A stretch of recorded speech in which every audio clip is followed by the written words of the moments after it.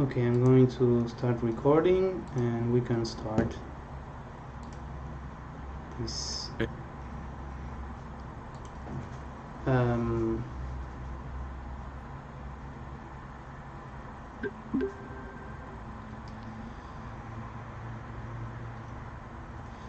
Okay, well,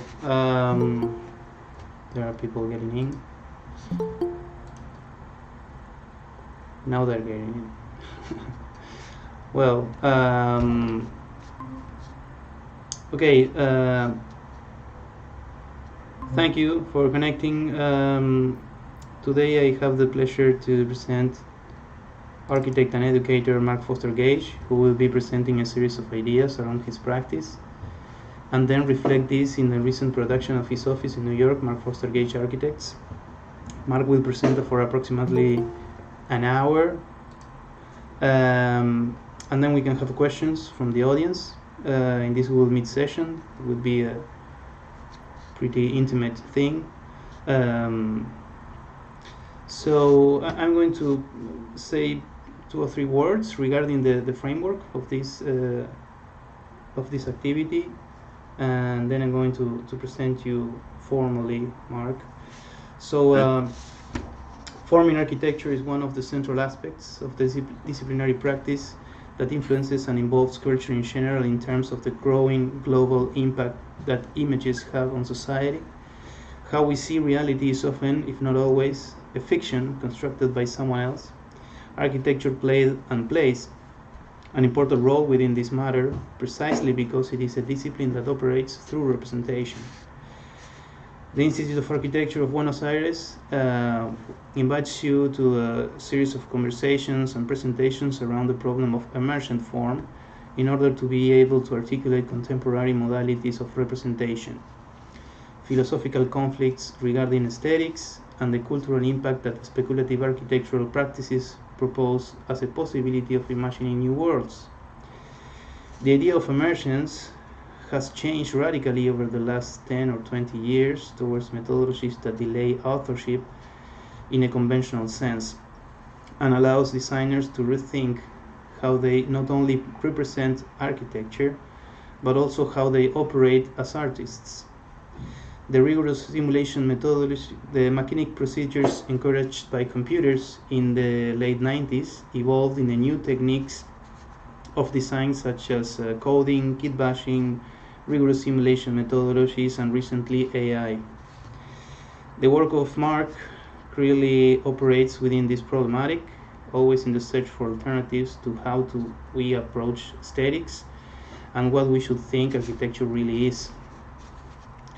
Mark Foster Gage is the principal of Mark Foster Gage Architects in New York City, as well as writer, design contributor to CNN, and an associate professor at the Yale School of Architecture, where his academic focus is on relationship between aesthetics and design.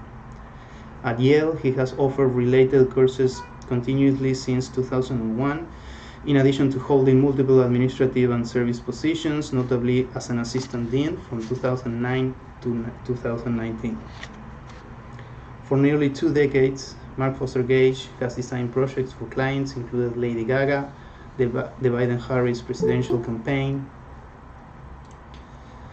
Intel Corporation, Google, Samsung, W Hotels, MAC Cosmetics, Diesel, H&M, the Coachella Music Festival, and Vice Media.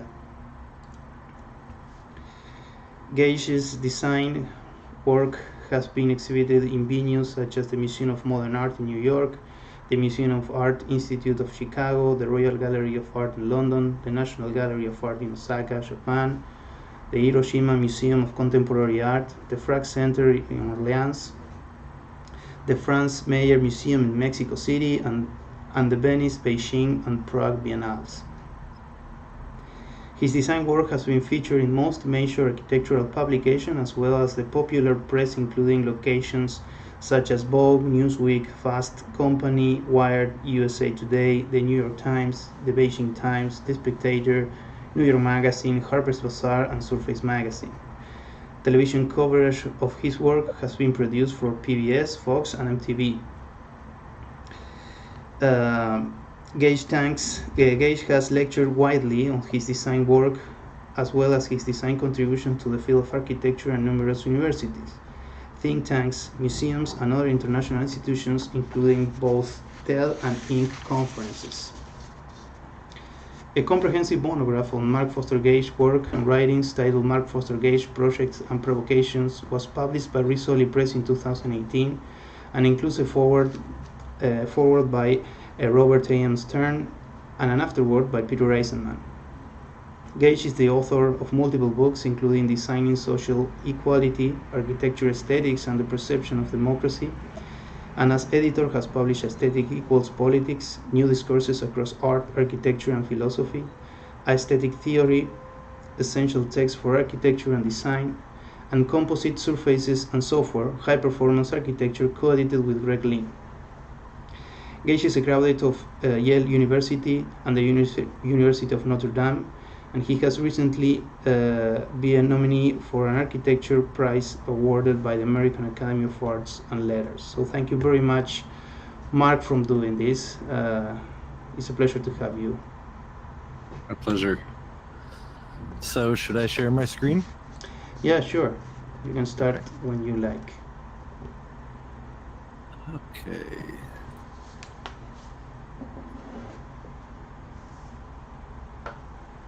Well, great. Thank you for the invitation. It's great to be here. I always like architectural organizations that are just like starting up around the world. So I think what you're doing is fantastic because I think the world needs, a little bit more help in the way of architecture and education. So I think universities can't do all the work. So I appreciate the invitation and kind of applaud what you're after down there in Buenos Aires. So I'm in New York right now, not too far out of your own time zone.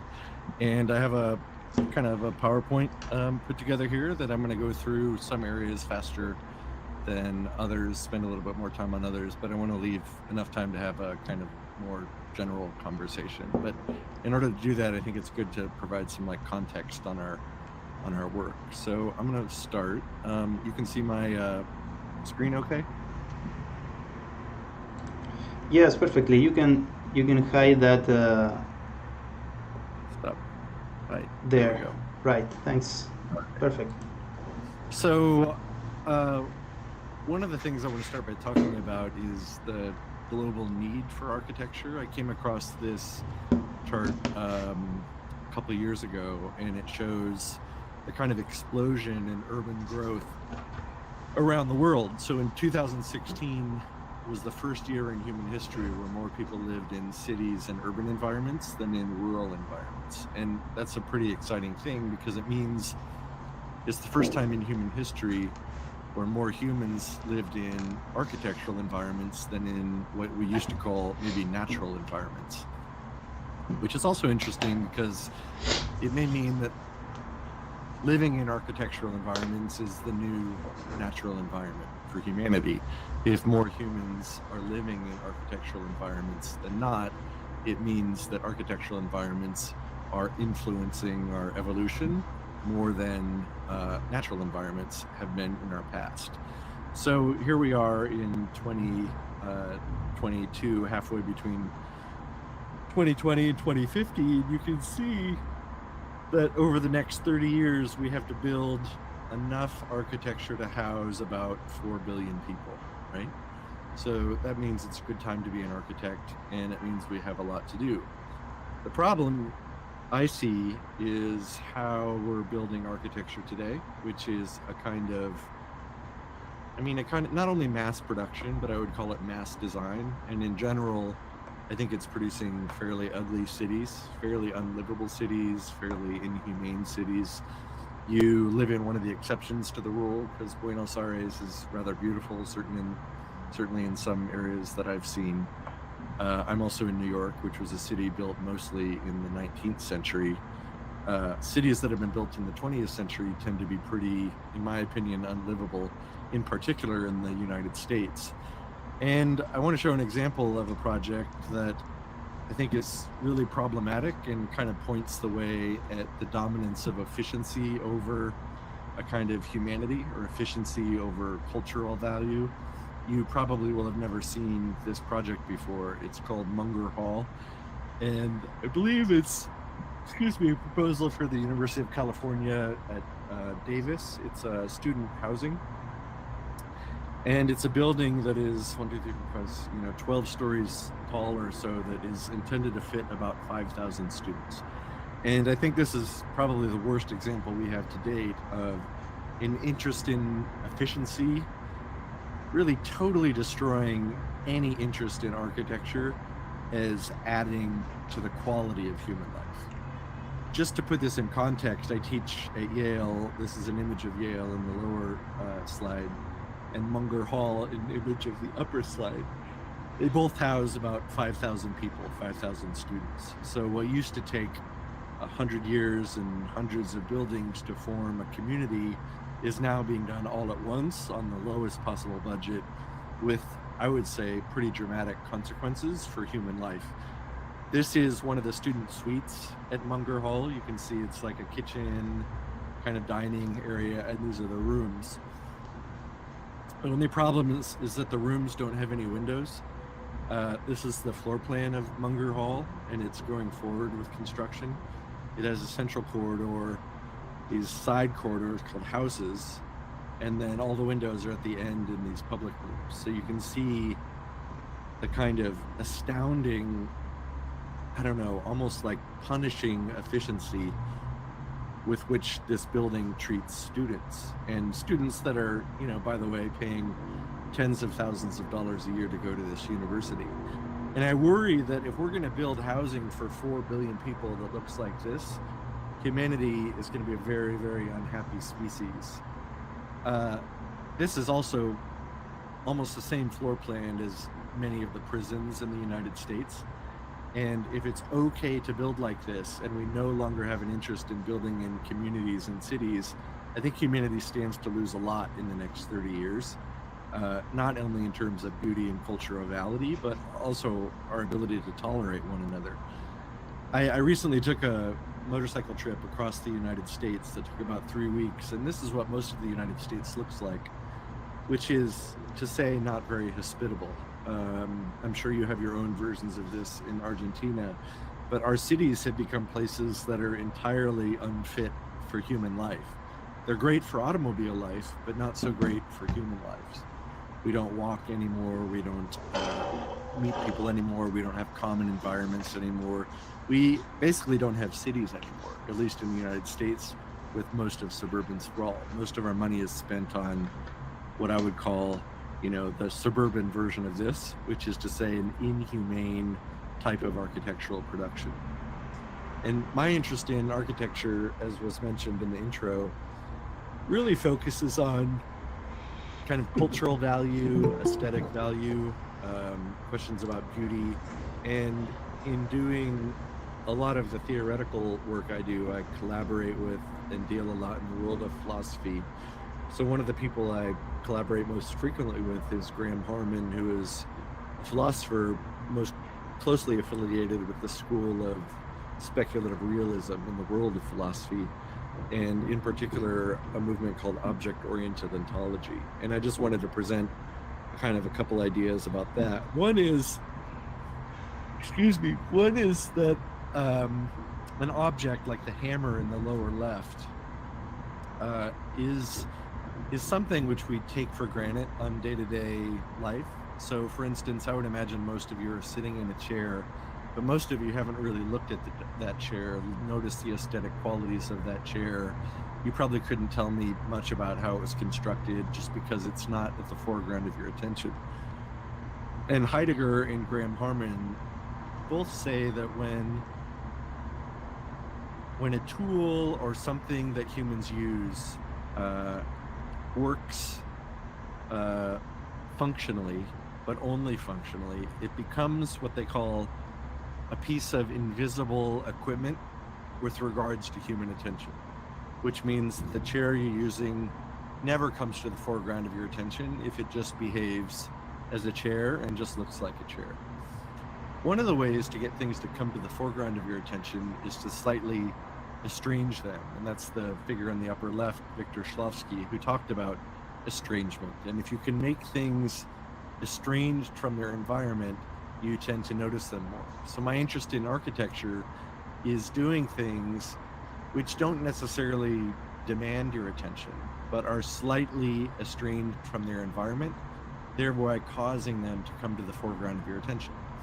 One of the ways to do that is to produce things maybe that don't look weird, but show up at a higher or lower resolution relative to what you're used to looking at. So this is an example of these two flowers shown at high and low resolution. And what I'm going to talk about a little bit more over the next couple slides is this concept of resolution. That if you make an architecture that has a higher resolution, that it tends to come to the foreground of human attention. And architects throughout history have found techniques to do this. The architects of Hellenistic antiquity in Greece had a series of procedures that they called optical refinements, which you may have studied about in your history class. But this is the Athenian Acropolis, and this is the Parthenon, and there isn't a straight line on the Parthenon. The entire building is bent. This is an exaggeration of the floor plate of the building, which is actually bent in two directions. And all of the columns on the building tilt with very precise and very, kind of degree of precision and calibration that would be unfathomable in today's construction practices. So the end columns have closer spacing, the end columns lean in more, the entire building is kind of pressed upwards. And all of these things were done to generate a type of aesthetic presence that estranges it from the context in which it's found, to make it more special, or more, I would say, visually impactful. Even 400 years after the Greek, the Parthenon, Vitruvius, who writes the first book of architectural theory, talks about a similar effect, and he talks about how the human eye doesn't always work perfectly. For instance, when you look at a pencil in a glass of water, it looks as if the pencil is broken. And he attributed that to some fault in human perception.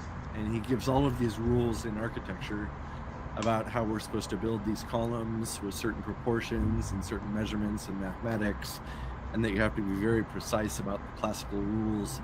But then he also says, but if something doesn't look right, you can throw out the rules and make it look right, because that's what an architect's true job is to calibrate the visual impact of reality on the human mind. So architects, I would say, aren't in the business of just producing shelter. I would say we're in the business of calibrating what reality looks like to the human mind. And this is something the Greeks believed in. This is something Vitruvius and Roman architects believed in. This is something that Brunelleschi in the 15th century and the very beginning of the Renaissance believed in. He was the architect who was responsible for the discovery of what was called horizon line isoscephaly, which is a form of perspective. He, in a sense, discovered or rediscovered how to draw things in perspective. And what perspective drawing really is how to draw something in representation in a way that predicts how it will look to the human eye. Again, calling on that idea that architects, as he was an architect, he was the architect of the Duomo in Florence around 1419, when he did this famous experiment where he calculated how the eye works with perspective using a mirror, a painting of the baptistry, and calculating the lines of the baptistry. So this is the baptistry out front of the Duomo. And by figuring out how the human mind worked with perspective, he, in essence, kicked off the Renaissance, which was, as you know it, one of the most important architectural movements in human history. So if you look at these two images on the left, one of it is a drawing of a cylinder from the mid-1300s. And this is a perspective painting of Florence from the mid-1300s. And you can see the baptistry here. You can see how the buildings don't look real. you can tell they're buildings, but no effort is to give them any perspective, because before the Renaissance and before the rediscovery of perspective, it wasn't humans' job to understand what reality looked like. It was God's job to understand what reality looked like. And humanity never attempted to show things in their true reality, because that was the domain of God. That wasn't the domain of humanity. So after the Renaissance, this was a painting from, or drawing from about 100 years later, after the Renaissance rediscovery of perspective. And this is a drawing of Florence, same city as this. And you can see that it starts to have things like perspective. It starts to have things like foreshortening. It shows human life. It shows the context of the hills. It shows a representation that shows that humans are able to understand the world in which they live in. This is a drawing by Uccello from 1450, roughly. It's the world's first wireframe, where he was trying to understand the geometry. So in 100 years, drawing and geometry went from this image on the left of these cylinders, which really just show flat circles and lines connecting them with no effort to look real, to only 100 years later, after the discovery of perspective, truly understanding how form appears to the eye and how to capture that form through geometry and perspective. It's an astounding leap in 100 years of the faculties of humankind to draw, represent, and anticipate what construction would look like before it was actually built. And again, this was done by architects. Uccello was an artist and architect. Brunelleschi was an architect. Alberti, who popularized some of these theories, was an architect and theorist. And so I try in my own, let's say our own time, to think about architecture's relationship with reality and how it's perceived. And the discipline and philosophy that we do that through is aesthetics. So a lot of my writing is about aesthetic theory, architecture aesthetics and the perception of democracy. Aesthetic equals politics, and then 2 works on my book, which have a lot of my work and writing.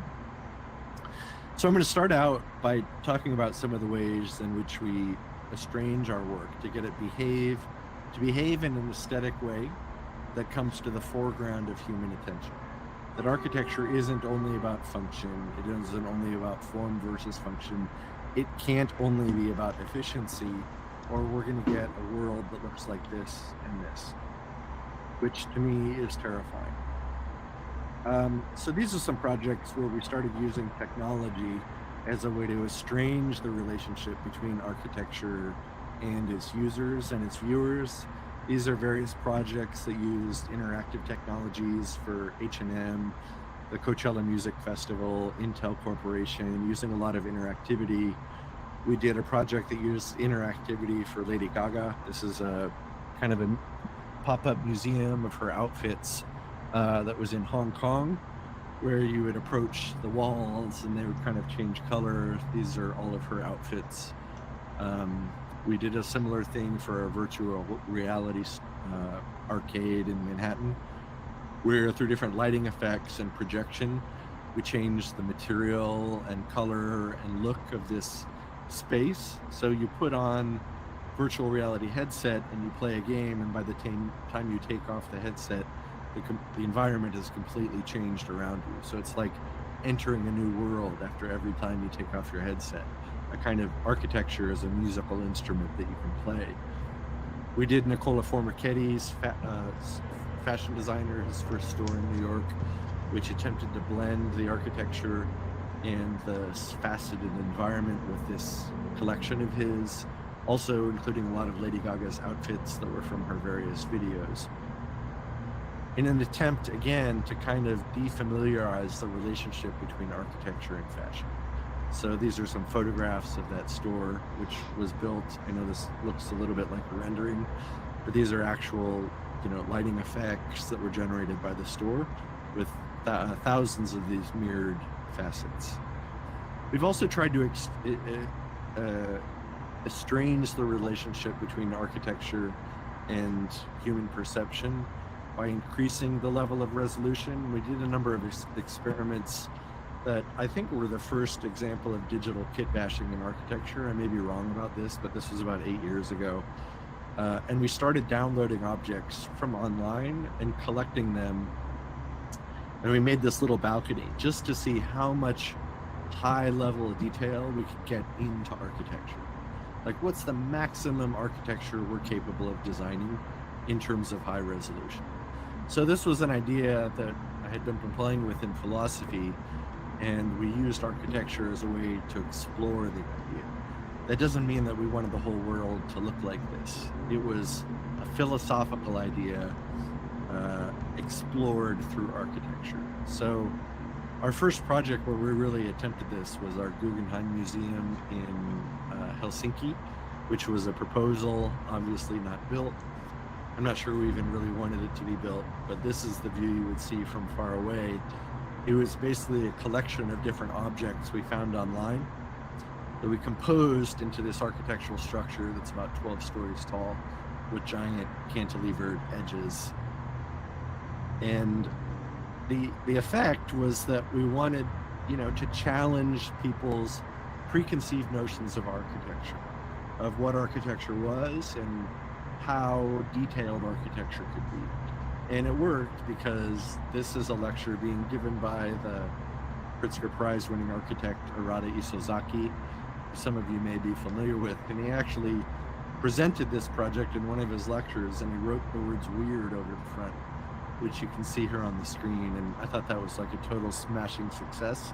If Arata Isozaki is lecturing about your work and he calls it weird, which is because he recognized that there was something abnormal about this architecture, which was entirely the purpose of the exercise, was to extrain strange architecture from its surroundings and the context of architecture that we all take for granted. In a sense, finding a way to get it to come to the foreground of your attention, which it did in some capacity for him. At the same time, we were working with Nicola Formichetti on an outfit for Lady Gaga, which we used the same strategy for, in a sense, kitbashing 3D masks of her fans. It turned out we weren't allowed to get the rights to her fans, so we just used her own face, 3D printed a bunch of her own faces, and this is her wearing her own face for a video called Viva Glam. And then we did these weird digital effects like having symmetrical wings. So she's wearing these creepy 3D printed masks and an asymmetrical kind of bodice, but then has these symmetrical wings. And that's all available to see online. Again, the video is called Viva Glam. We also do a lot of accessory design for a company called Miko Panda. Also kitbashing these little panda shapes, which are the icon of the company. Kitbashing a lot of different materials, making little like panda bear sunglasses. These were sunglasses that were intended to make you look like a panda bear. These didn't go into production, but a lot of these other things did. A lot of it's still available on micropanda.com or on amazon.com. We did a collaboration with MAC Cosmetics, where we designed a lot of these makeup items which were sold in the MAC cosmetic stores around the world. So these are some of the pieces that went into that. Just doing things that are unexpected, like not putting the logo on top of the compact, but actually pressing it into the makeup. So this is like white makeup and pink makeup and peach makeup, and you blend them all together, but the logo is inside the makeup itself. We also take those ideas into product design. This is a series of vases we designed for an art gallery right before COVID. This is in our old office, our pre-COVID office, looking at exploring different materials, different effects, different colors. So a lot of what we do is very tangible. It's not all in the computer, although it starts in the computer. But these are some examples of some kitbashed projects which went into production. These are all rotocast in different types of plastic. These are some of the finished product. They're about 20 inches tall, but you can see the high level of detail you get on them. And they were sold through this gallery.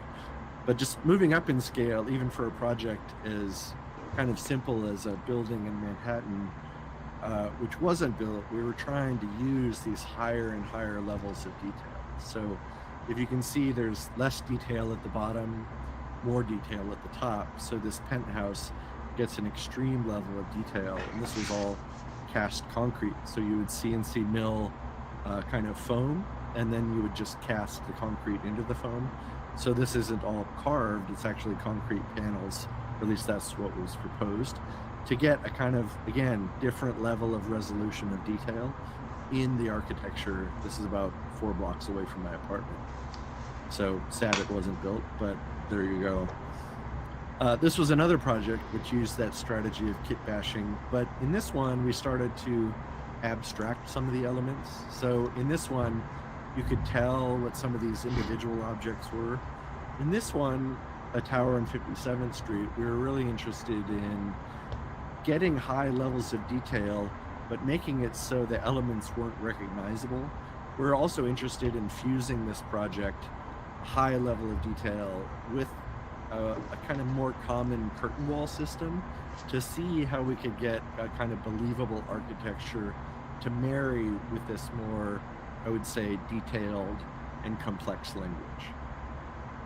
These are some of the renderings of that. About halfway up, it has these giant public balconies. You can see the mix of curtain wall with these cast concrete pieces. The building is actually about 60% curtain wall, obviously 40% concrete. Each of the floors has very similar views, but some of them have these specialty balconies or specialty features like arches. We worked with a concept artist named Patrick Fallwetter to kind of design some of the entries and lobby spaces, which use some of that similar language in a highly detailed way. I have a quick video I'm going to show. There's no sound, but it is about 2 or 3 minutes. But it's just going to show the detail from the very bottom of the project all the way to the top. So I'm just going to let it play out. So the goal really was to not repeat formal moves, was to have every element of this skyscraper kind of appear unique. But again, like I said before, you can see that it uses a lot of standard curtain wall. That isn't to say that it's, entirely reasonable. But again, the goal was to generate a language that fuses this language we developed a couple years prior with something more standard from the architectural world of production. You can see like chairs and people in there for a sense of scale. And the building is 100 stories, which is actually common. A lot of these needle-thin residential buildings are being built in New York City, so this would be like the 5th or 6th building of this height and proportion. Again, these balconies are about halfway up, telling you that we're only halfway done with the video, so it's a good time maybe to go get a drink, go to the bathroom. Also for me to take a drink.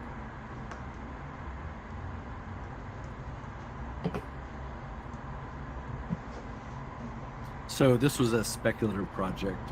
We had a client that actually commissioned us to do a smaller version of this, and through discussions with them, we were interested in imagining what like the skyscraper of the future would be in 30 or 40 years, after everyone got sick of cities full of glass boxes.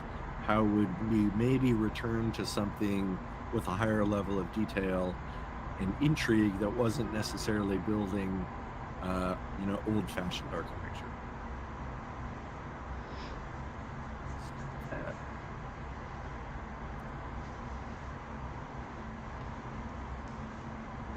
Can you still see my screen? Oops. Yes, of course. Yeah. Yeah. Okay, great. Just to shift gears a little bit, we got asked by New York Magazine to imagine New York City in 2050.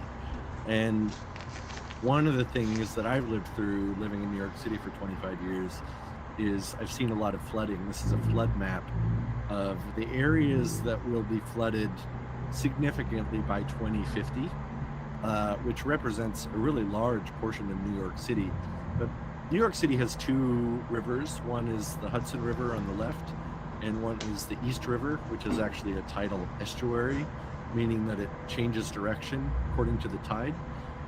But because it changes so much, it's much more prone to flooding, which is why most of the flooding in New York City is along this East River. This is LaGuardia Airport, which will be completely underwater by 2050. Our solution was not to build walls, which is one of the proposals, to build miles and miles of walls. We just proposed the very simple solution of putting a dam here and a dam here and just draining the river and making a fertile valley of parks and agriculture with these giant geothermal vents.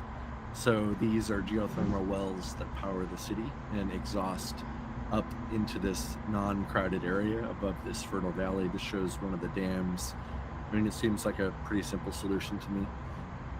We didn't get the contract, but you know, here's to hoping. The dams are, the dam is occupiable. The geothermal vents are actually these vertical parks. So you would go into the structure and walk down a series of ramps and stairs to get to this public and agricultural land down below with a series of waterfalls. This is a chunk from one of the vertical parks. So the idea is that you circulate around this vertical green space and go inside and outside of outdoor rooms. In the winter, there would just be a dribble of water when it's cold, so this would freeze into a giant ice sculpture that you kind of circulate around. But the idea of a public vertical park was something that really intrigued us, which is what all of these things were. Another project, completely different species, was for the Lithuanian Center for Science and Innovation, which uses these fractal geometries to generate these really high resolution surfaces. You can see, you know, the building far away has a particular identity, and then the closer you get, it has more and more detail. It's a little hard to see here, but the point is that the building has different levels of detail and perception depending on how far away from it you are. So it's like the opposite of a glass curtain wall building, which is about abstraction. This is about subsequent layers of detail, which are all placed in different locations on the building. So this is the main entrance. You see here a person, scale figure. As you get closer to the front door, which is this tall, narrow slot, you get an extreme level of detail here that you don't get from farther away. Once you walk into this opening, you're confronted with a very large, very thin atrium. This is about a 7-story atrium where every other floor gets this giant balcony overlooking the atrium. So this, again, is using a fractal language that was generated with mathematics software to generate, once again, a different species of high resolution architecture to kind of change our perception of what architecture might be in the future.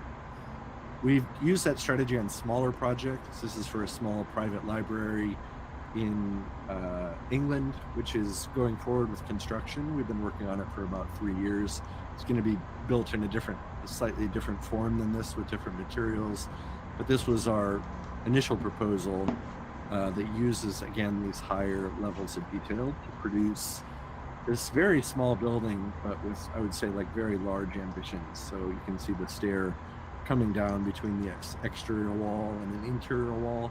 The exterior wall would be stone and the interior wall would be metal.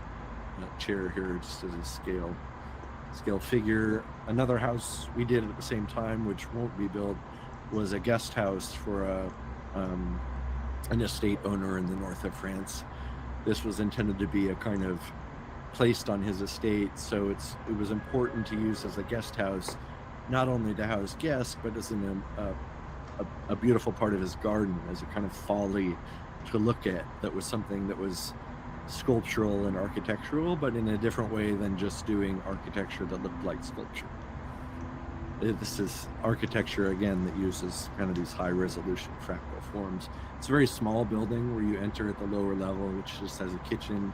You go up some stairs to a small living room and upstairs to a small bedroom with a small bathroom off to the side. And the windows are floor to ceiling glass with these cast concrete pieces that act as a rain screen and shading devices over parts of the structure. Another house with a kind of different strategy was for one in the kind of deep forest in northern Canada, which we developed a very thick facade with the idea that plant growth would develop in these ridges, and we had these large bronze casing windows to encourage plant growth to crawl up and around the structure. So the idea was that the building would become a living ruin. It would look like this to begin with, but over the course of 30 or 40 years, it would develop this kind of relationship with the botanical context that made it an architectural, but functioning architectural ruin. So all of the materials were chosen to be very long-lived. Bronze is one of the longest living materials that humans can use. It would take millennia for bronze to break down and it doesn't rust. The same with this stone that we picked, which would have been a very thick panel, which would have taken, millennia to start to break down. So a very robust house with the idea that it rot over a long period of time, as opposed to the idea of architectural modernism, which you do a project, but then it requires you to maintain it at a very, very high level as you're cleaning glass constantly or changing the paint on metal panels so that they don't rust. This was a kind of anti-modernism, which was intended to rot and decay. This is a view of the interior, which we wanted to appear like a cave almost, a kind of Neolithic future architecture with plantings inside and water features, a small pool, kitchen. And then the last project I'm going to show here before we moved on to some questions and answers is a book called Architecture in High Resolution. And a couple of years ago, before COVID, we were asked to design a desert resort in the Middle East. There were a series of competitions for these resorts. The only one that is going to go ahead with construction is Jean Nouvel's. So we were sad to lose, but happy to lose to Jean Nouvel because he did a really great scheme. His scheme is inside the rocks. Our scheme was kind of embedded and nestled into this rocky feature. The idea was that you would arrive to the site on a dune buggy because it's far from any roads. And you would get these certain views at each one of these points. And then we wanted a way to make all of the rooms have a view out where you didn't see any other rooms. So all of these buildings are kind of nestled in these little crevices and cracks within the architecture, with the idea that you would see out and have an unobstructed view, but when you saw the architecture within the context, it would add to the natural features, not detract from them. So this is the first view you would get of the resort from far away, where it's nestled in this almost like a kind of mini valley where nothing is taller than the rocks, and it really makes an effort to really embed itself within the context. This shows a kind of aerial view that shows a core with this tower, which is actually a water filtration tower, kind of common pool, restaurant, spa, small oasis. This is the center circulation core, and one of the things we were interested in doing is keeping some elements of the site, like these large rocks. I'm very interested in using circulation as a way to see architecture and context from various different perspectives. So in our work, you never get a stair that just goes back and forth like you would in a kind of efficient modern building. Instead, you would enter through up this grand stair, come around and up through this pavilion, come up here, walk to the other side of the complex over here. But the idea is that the circulation becomes a journey up, in, and around the architecture and context in a way that makes you more aware of the features of the building. So it's also, this is an idea that modernism really hated, that you would, waste money and time on circulation. It's an idea that we really cherish in our work, that circulation becomes an aspect of architecture which allows you to see both the world and the architecture from much different viewpoints, with a much different set of eyes, as Proust would say. This is the other, this chunk is connected to this chunk via the pool. So this is just looking at the same area from 2 different angles. This has, again, this is a outdoor temperature pool. This is a chilled pool. This is a promenade with lounge chairs that you'll see an image of later. This is a kind of private massage suite. These are elevators for handicap access, and you can see all of this oasis is actually a water filtration technology that uses plants and their roots to filter water down to this lower level of mechanical equipment. And for the facades in this project, we took a lot of the patterns from this region, like 3 millennia of different civilizations, and we extracted the patterns and started combining them in artificial intelligence to generate a language of architecture that wasn't from history, but used historic patterns in a new way to generate an architecture that is at the same time familiar in its historic references, but doesn't look like anything from throughout history.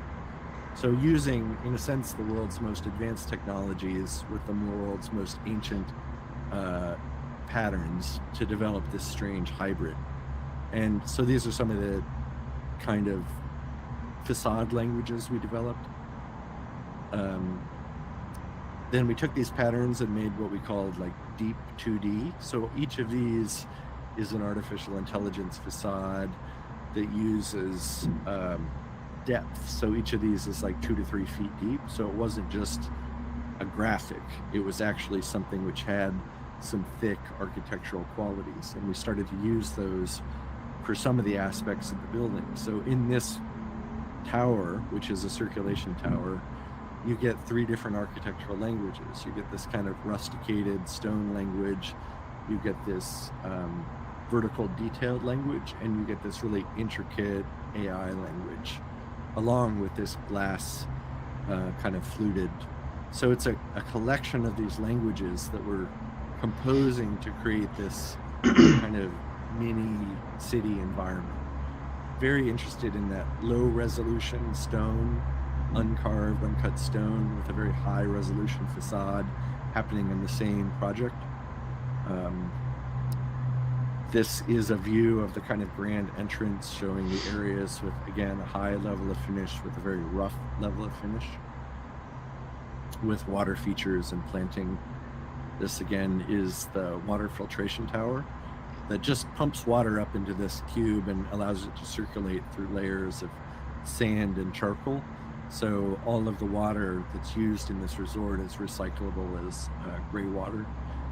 This is the view of that promenade and arcade that has the lounge chairs, horizon pool. This is the actual view. I took this photograph with my own camera, so I actually know this is what you would see from this exact site. Some of the rooms are embedded into the rocky context. This is, again, the actual site you would see from this room, because I took the photograph. So the idea is that in the rooms, they become a little bit, the architecture disappears a little bit, and we try to let the context, either the nearby context with actual rocks or that exterior context with faraway views, kind of shine. There's different parts in the complex that are highly colored, like these prayer temples, which are this beautiful tiling patterns presented against this really monolithic desert. These are the canopies above the oasis. And these are just some of the forms which were used in some of the different structures that are kind of peppered around the site. There's a lot of iterations we went through, which is why we're doing the book on the subject. This is the highest element on the site, which is an astronomy center. So at night, guests can kind of climb up to the top of this rock and check out a telescope and, you know, look at the night sky, because there's no cities within quite a distance. So it's a very good place to view stars. And the desert gets quite cold at night. So this facility both houses the equipment, but also allows the guests to take a break and have coffee and hot chocolate and then go stargazing. These are just some of the shapes, different towers and things that happened around the sites in different way, with some of the rooms nestled into different cracks and crevices. This is a view of one of the studio rooms, again, built in the kind of rock structure. And this is a 3D printed model. So this is 3D printed in solid brass that we submitted, just that allowed us to capture some of the detail and some of the effects and how it all fits in together with the site, which is CNC milled foam. This is the main reception area entrance where you would get out of your dune buggy, and this is bent channel glass. So you would have the choice of entering on axis along these water pools into this reception building, or you could go into the air-conditioned arcades where there would be like lounges off to the side, one side for VIP, one side for regular guests. And then the inside of that is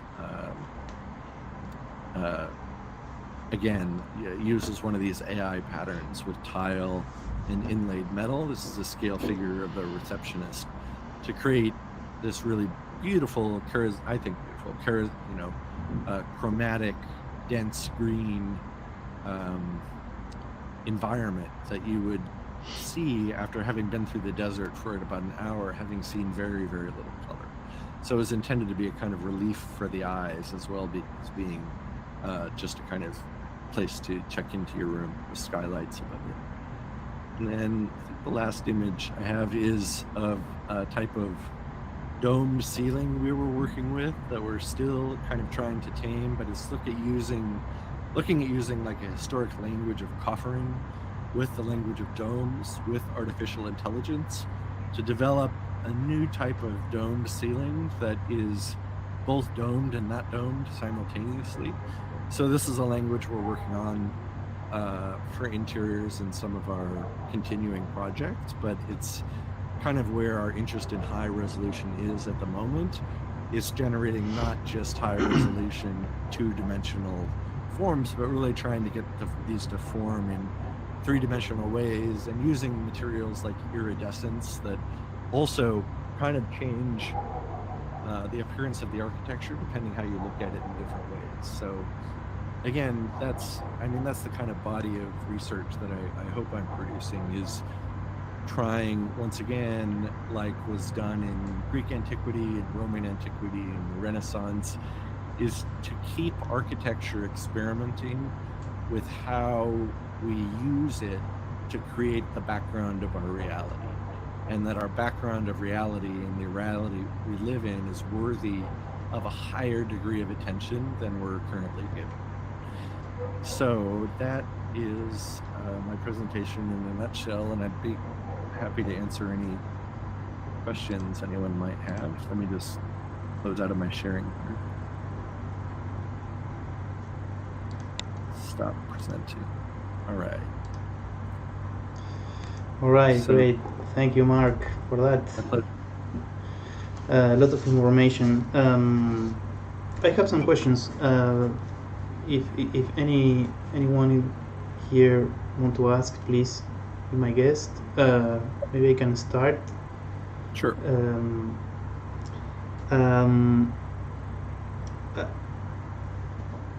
You in your presentations and also in this one, you don't usually present plans, right? Like you don't present vectorial drawings of plans of your buildings, or diagrams. Or diagrams. You usually use perspectives, renderings, interiors, exteriors, maybe some axonometric drawing. But you also in those chunks you present in the end. I was wondering what is your position regarding organization in terms of relation with the ornament that you produce, because you are very interested in ornament. I don't know if you can elaborate if there is a relationship intended with organization. Yeah, sure. So all of the projects that I showed, like we do have plans and sections and elevations, but the theoretical argument on the table is one about aesthetics, which is one about human perception, which is always when I present my work either to clients or to students or at, like kind of TED Talks or whatever symposia I'm at, we really focus heavily on what the architecture would look like in reality, because the theoretical argument is about reality. And in reality, you don't perceive a plan, you don't perceive a section. Those are tools that allow us to design architecture as reality. So I'm actually very old-fashioned in that I hand draw and I spend a lot of time on plans and sections and elevations, but we just don't show them because the force of the argument, and I think the force of the work, is in its aesthetic impact. And we like the aesthetic impact to be through the building, not through the representation. So I know there's a kind of trend these days for architects to do, really flat graphics with a lot of pastels, and you make the work look like a painting done by a child. And that honestly rather infuriates me, because I think it's infantilizing, and I think it shows architecture, it shows that the architect can make a very nice painting, but it doesn't show the architectural qualities of the building itself. And I'm really interested in the architectural qualities of buildings and architecture themselves, because I think the architectural qualities and aesthetic qualities of what we're producing now are really actually dangerous for the future of humanity. That we're producing inhumane environments that just produce grumpy, lonely people. I've been to 80 countries around the world, including North Korea, Saudi Arabia, Uzbekistan, some very interesting places, for the sole purpose of seeing how people live. And I can say with some confidence that the cities created in the United States in the 20th century under the influence of modernism and the automobile are some of the worst living environments on Earth. I don't mean they're the poorest living environments on Earth. I just mean they are some of the least humane environments on Earth. They don't meet the needs, in my opinion, of humankind on either functional or cultural levels of meaning. So that's why all of our work really focuses on that aspect, not because other aspects aren't important, but that's what I'm bringing to the table in architecture, not new ideas about plans or section, but ideas about architecture as something which mediates between humans and reality, which is why when our buildings aren't built, which is most of the time, we try to present them as if they were. Right. Well, it's interesting, the last image that you show of those AI generated domes, that's something different, right? That's something you're exploring right now, that is working into maybe it's a step into something different, or a different methodology. Yeah, maybe it's a type of reality that's so complex it's hard to perceive, because that's actually just a perspective rendering, but it's very hard to wrap your head around it. And maybe there is a place in architecture where you get so much detail and complexity that the human mind isn't capable of perceiving it. And that is really interesting to me.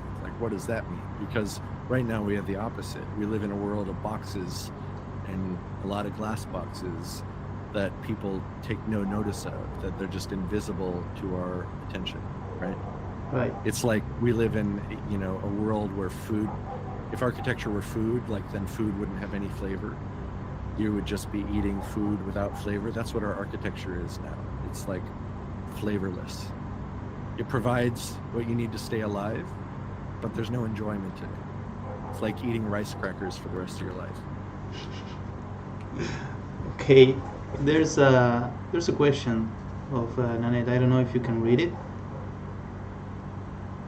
Oh, it's kind of the same project, yeah. I wanted to ask if you still use or work with conventional forms of representation, like floor plans or so, or if you find it useless in projects. It's interesting you mentioned that. I have my book here, one of our books on our work, and just wanted to show you one of the sections I drew, hand drew.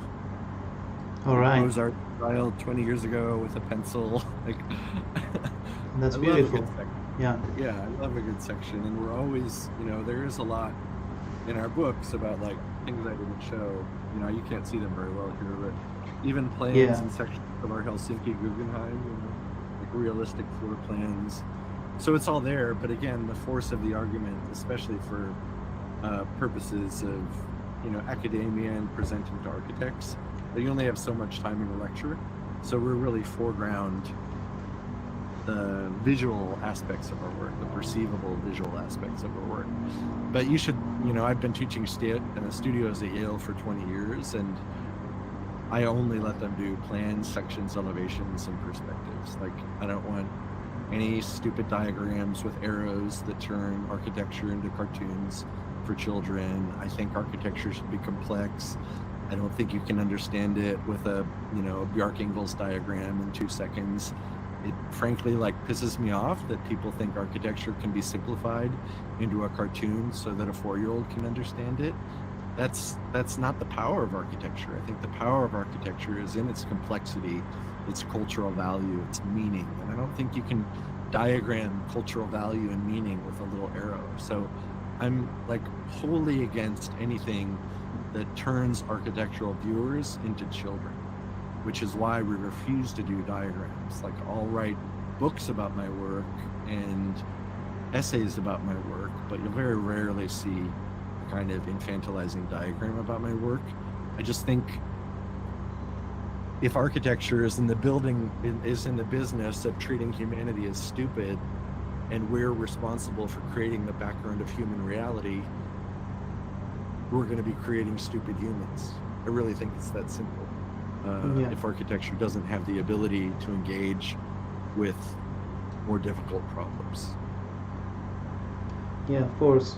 Well, I was, now that you show those plans, I don't know, I was thinking that maybe there's also, we were talking about how we can show reality, right? So we are choosing a way to show reality in certain way, right? You're using perspective and sometimes axonometrics. I don't know, maybe you use sometimes facades, like plain renderings, right? That's almost the plan, almost, right? Yeah. Like in the tower that you show. Not I do it. We just we tend to foreground the more visually impactful aspects of our work on our website, in lectures and things. Like I said, that doesn't mean the projects don't have plans, sections, and elevations. And right. Sometimes we show them and sometimes we don't. It's just I think people have mistaken, or there's a kind of fetishization of plan in architecture. And Le Corbusier, of course, said the plan is the generator. The plan is a tool to let you organize architecture into something more powerful than just function, more meaningful than just efficiency. So the plan is a tool to get to architecture. The plan is not architecture, which I have plenty of debates with people, but I am probably the most plan specific architect. I mean, we just draw tons and tons of plans, but it's only a tool to get to a reality of architecture. I don't think we should fetishize our plans in the same way I don't think we should turn our architectural projects into pastel cartoons that look pretty for whatever reasons, paintings on a wall or posters. Yeah, patronizing intentions, right? Patronizing, I think it's patronizing. Well, I think actually, if you do a beautiful and meaningful building, it actually reaches more people by pulling on some aspect of their humanity than just putting a dumb diagram of it online that only architecture students enjoy. Yeah, of course. Yeah. Well, there we have a raised hand. Fede, you can open your mic if you like. Oh, hello. First of all, thank you very much for the interesting presentation.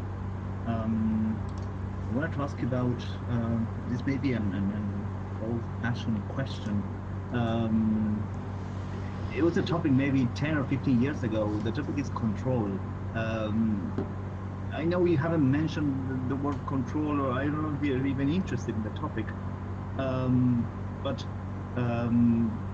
could you elaborate a bit about how do you come to Sure. maybe the final organization of your projects?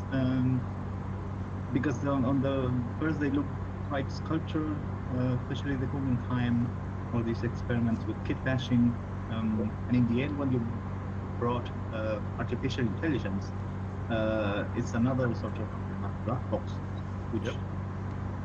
Yeah, it's an easy question, actually, believe it or not. That I have no interest whatsoever in architecture produced without humans. Everything we do is composed by a human being. All the tools we use are controlled by human beings. There's a funny, I do a lot of theory about aesthetics and beauty, and there's an interesting theory in beauty that I tend to believe in my office, that if I tell you to produce something beautiful, you can't do it. Like, no human can do it. But humans aren't very good at producing beauty, but we're incredible at judging beauty. So if I show you a lineup of 50 people, you'd be able to pick out, let's say, the 3 most beautiful people, according to you. And those would generally line up across human culture based on studies that most people pick the same 3 or 4 people. Of course, some people have different tastes. Some beauty is in the eye of the beholder, but generally people agree. Same is true if I put 50 cars in front of everyone here listening. Generally consensus is going to gather around a certain number of cars. It's because if I show you 10 things, everyone will have their own opinion on what's the most beautiful. So what we do in our office is we just produce hundreds of iterations of something. So when we do an AI-based project, we'll generate 100 facades, and we'll sit around in the office and talk about which ones we like and why they have that impact, what qualities we like about them. And we might go back and adjust the AI and try to get more of those qualities out of it. But it's just about doing it multiple times, judging it, doing it again, judging it, doing it again, judging it. And in that sense, it's all about composition and aesthetic judgment, that we stop designing when we have the aesthetic effects we like.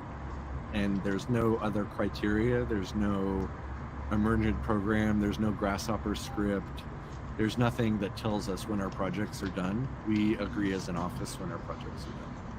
So total control, like micro control. That doesn't mean we have control over the tools. Sometimes AIs do really crazy, weird things that we don't expect, which is one of the reasons we love them. But then we'll learn why it did that and try to get it to do more of that and use that. So unexpected surprises are very much a part of what we do. We just try to learn from them and develop an expertise with them. So I don't use the word control, I use the word expertise. That you don't always have control over what you do, but if you work with a tool long enough, you will develop a kind of expertise about it. I would say that the Helsinki Guggenheim was one of the first projects we did with kitbashing. I think it's hideously ugly, and I probably would have been embarrassed had it been built. It's because we didn't have any expertise, right? Like it was the first time we had tried something. It was this big lumpy mess that has toasters and alligators and Thor's hammer and all this weird shit in it. It's a very amateur project that I look back now and it's like, oh my God, it's so bad. But I think that project helped us develop higher degrees of expertise. And not to compare myself with Brunelleschi, but Brunelleschi, when he's in 1419, when he started playing with classicism, Brunelleschi lost the competition to do the baptistry doors in Florence in 1408. So he went with his best friend Donatello, the sculptor, not the Ninja Turtle, to Rome for a year to sketch the Roman ruins. So he learned all about classicism, about the Roman ruins, and brought that information back to Florence. Rome was abandoned. It was just this weird ruined city that no one lived in. But he brought back all this information about classical architecture, and he tried to use it in Florence. And when he did the Pazzi Chapel around 1420, in terms of classical architecture, it's a terrible building, but it was the first building of the Renaissance, which makes it super important. And over his career and the career of the Renaissance, the buildings got better and better because they developed higher and higher degrees of expertise. So I think all of the things we're playing with now we've developed more expertise, but I would expect that the expertise probably wouldn't get really fantastic for a couple hundred years. I mean, classical architecture in the Renaissance took 300 years to get from Brunelleschi to Borromini. So I would expect that working with higher level resolutions of detail would take 300 years to get to, you know, someone who's really good at it. We're the first, but that just means we're the worst. So everything I've shown you is just bad examples of a better future yet to come. I have a follow-up question then. How do you train your staff, your collaborators in this idea of beauty that you pursue, or at least how do you agree with your collaborators in this idea of beauty that you mentioned? Well, I don't think you have to train people. I think people know. I mean, there have been a lot of studies on beauty. You will get variation in the population and what they think is beautiful, but more often than not, there's a lot more consensus than there is variation. So human beings tend to prefer similar things, and that changes from culture to culture, but that doesn't change that dramatically. And there's some giveaways, like about aesthetic reactions that are embedded in humankind. In any culture on Earth, when a human talks to a baby, they get their face closer and they raise their voice and they talk like an idiot and da da da and boo boo boo boo. Like, every culture on Earth does that without being taught to do it. Every culture on Earth, when you smell something rotten, you'll like wrinkle up your nose and make a face, because there's some ingrained response, aesthetic response, to stimulus in the real world that we have. And over, you know, either 50,000 or 1 million years of human evolution, we've evolved, as any species have evolved, to kind of be drawn to certain things. There's, again, cultural differences, but our cultures are all maybe a couple thousand years old. Our evolutionary development in biology is, you know, technically several million years old. So there is something ingrained that you don't need to train. And if we have different ideas about what's impactful in the office, we actually discuss it and like talk about it and argue about it. So it just makes us talk more about the thing and wonder more about it and be curious about it, and which in turns makes us more engaged with it than just doing a building and judging it based on objective criteria like efficiency or cost. Or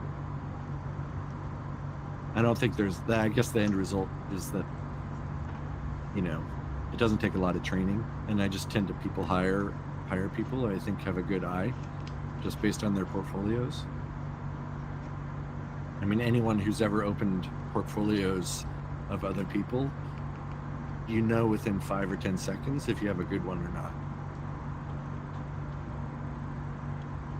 Thank you. You can send me your portfolio, I'll show you. Well, I will have another question, but I can ask something related. That is, you say that you take your decisions according to discussions and aesthetic values that you have, but I believe that there is also a dialogue with history and lineage of architecture in your designs. What is the place for that? I mean, you work a lot with symmetry and unity of the work, and you work with circulations and composition. With which lineage of architects do you feel more comfortable talking with? Yeah, basically any architect that wasn't in the 20th century. For 50,000 years, up until about 1900, architects almost exclusively worked with symmetry. Yeah. And then modernism happened and asymmetry became the kind of name of the game. And because most of our professors and our professors' professors and our professors' professors' professors were trained within the modern milieu, there's still this kind of reaction against why would you ever do a symmetrical building? But, you know, I tend to date symmetrical people, you know. Yeah. I tend to have symmetrical pets. My chairs tend to be symmetrical, my microphone is symmetrical, my water bottle is symmetrical, my mouse is symmetrical, my computer monitor is symmetrical. It's amazing how symmetrical how comfortable you are with symmetry in your life, except when it comes to architecture, when it's this like, oh my God, who's the crazy guy doing symmetry? I also had a professor once, because I was educated as a classical architect, he said, always do symmetrical buildings, because then you only have to design half a building. Yeah, So I heard that, yeah. Okay, well, we have a question here. I don't know if you can read it, or I can read it for you. Do you think your ideas about the need of visual or aesthetic complexity could be extrapolated to some other aspect of architecture, like trying to achieve functional complexity to go along? I tend to feel that we are not only living in visually dull buildings, but also functionally dull and outdated ones. Yes, absolutely. You know, it's that's why I think floor plans are a little bit hilarious. It takes a lot of like balls for an architect to like spend $100 million and tell humans that they can only like eat here in the cafe, and they can only read here in the library, and you know, they can only relax in the living room. Like, you know, it's just preposterously simplistic in its thinking. Like, still today, we have a food room in a house, you have a poop room, you have a sleep room, and you have a sit around room, right? But you don't always do those things in those same rooms. You eat food in the living room or the sleep room. You sleep in the living room. I hope you don't poop in the food room, but you know, generally complexity. It happens. It does happen. It happens. But our idea of program is so stupid. It's so outdated. And when we do these complex arrangements of program, they almost never survive reality. So if you go into any building that's 10 years old, my guess is that people are using rooms for reasons other than their intended purposes by architects. I mean, I think people use, I don't think people use rooms as specifically as architects think they do. Yeah. I would actually rather produce, I mean, I actually think architects just get a little too excited about dividing up rooms into different uses. I'm much more interested in like regions and areas than splitting up little rooms. You know, or even like a place like Versailles, you know, there wasn't really a big distinction between people where ate and where they slept. You know, I mean, it's gross, but people pooped and peed in the hallways. Yeah. Like at Versailles, it was like, it's funny, it like didn't have like library, cafeteria, you know. If you designed Versailles today, it would be just like absurd. Sitting room, astronomy room. I think program has a lot of room for innovation. So Gabriel asked the question, so I think it's, you get to dedicate your career to interesting program, or interesting ways of thinking about program. Well, but the way that you arrange ornament in the inside, well, you were showing this perspective section of this late work that you show. In a sense, ornamentation is kind of organizing, or kind of suggesting some kind of way to operate inside. I never use the word ornament, because I think it implies, just historically in architecture, that it's something that's just stuck on after the architecture is done. Yeah.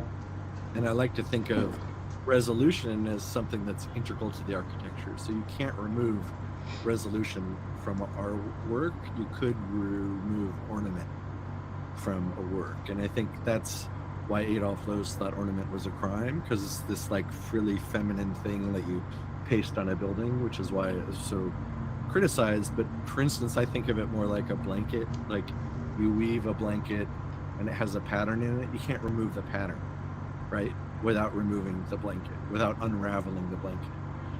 Whereas if you have a cake and you're just sticking on candles and putting on frosted flowers, you can take those off and you still have a cake. So I think what we do is hopefully not ornamental. It's more like engaged. But I do think resolution and aesthetics can certainly clue you in how to use certain rooms. I know, you know, as a fact that at Yale, we have some really beautiful rooms from the 19th century. that are just, beautiful tall ceiling, beautiful chandelier, beautiful furniture. Students study in those rooms, really good behavior. And then we have like library spaces that are underground and 7 feet tall, and there's shitty little cubicles. And the students trash those areas. They leave McDonald's wrappers and they throw spitballs at each other and they have sex, and it's disgusting down in those subterranean library rooms. But I think you get much better behavior in the rooms that are more civil and more beautiful. And I think that's because the architecture informs you on how to behave to some degree. Yeah. And there's no sign that says no food, no drinking. It's just your behavior tends to be elevated when you're, I think, in a more humane environment. And it doesn't mean it has to be more expensive, but I do think there's something to that. And I do think, the worst behavior in American public is in our Walmarts, where we have sales and people literally pull each other's hair out to get to the cheapest TV. It's because you're in like a giant warehouse. There's nothing civil or humane about the architecture of a Walmart. But you go into, a beautiful bookstore and people aren't pulling each other's hair out to get cheaper books. Yeah, well, that could be a take on a more complex function, right? Or functionalism. Like architecture is talking about not what to do there, but how to do it or how to behave. That's nice. Yeah. Okay. I don't know if we have any more questions. I don't want to take you all your time. It's great that you take the time to do this on a Friday night. We're usually wasted by now. So thank you very much for doing this, Mark. I have a great time. You guys all go out and get wasted. Okay, thank you very much, Mark. We hope to do this again sometime. Thank you. Great. It was great. Bye-bye. Goodbye.